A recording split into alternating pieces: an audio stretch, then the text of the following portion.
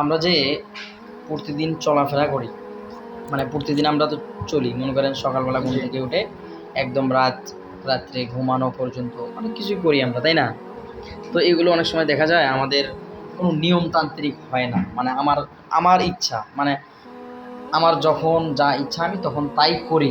তো এইভাবে চলাটা ভালো, নাকি আপনার রুলস অনুযায়ী যে আমি এরপরে এইটা করবো, এরপরে এইটা করবো, এইভাবে চলা ভালো? আসলে কথাটা হলো এরকম, আপনি যদি নিজের জীবনটাকে উন্নত করতে চান, উপরে প্রতিষ্ঠিত করতে চান, সেক্ষেত্রে অবশ্যই আপনাকে রুলস মেনে চলতে হবে, নিয়ম মাফিক চলতে হবে, যে কখন কি করা উচিত।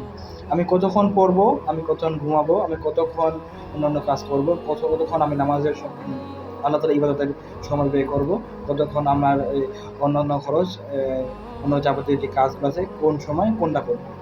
আপনি ভালো জানেন আপনি কোন সময় কোনটা কি করবেন, এজন্য আপনার অবশ্যই রুলস মেনে করা উচিত। তে এখন হচ্ছে মনে করেন আমি যে রুলস মানবো না, এটা তো আমি মানে এটা তো আমার মনে থাকে না, মানে আমার তো মনেই থাকে না, মনে আচ্ছা, নাই, আচ্ছা। আমি কেমনে কি করবো?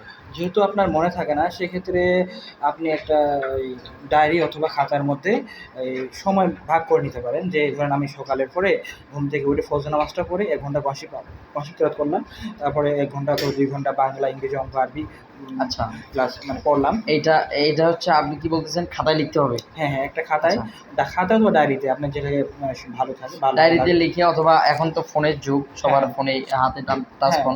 তারপর নোটপ্যাড আছে, নোটপ্যাডেও আপনি চাইলে সংরক্ষণ করতে পারেন সব লিখতে পারেন।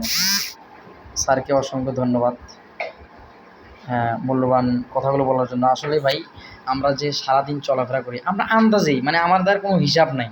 তো এগুলো সব হিসাব করেই আমাদের চলা দরকার।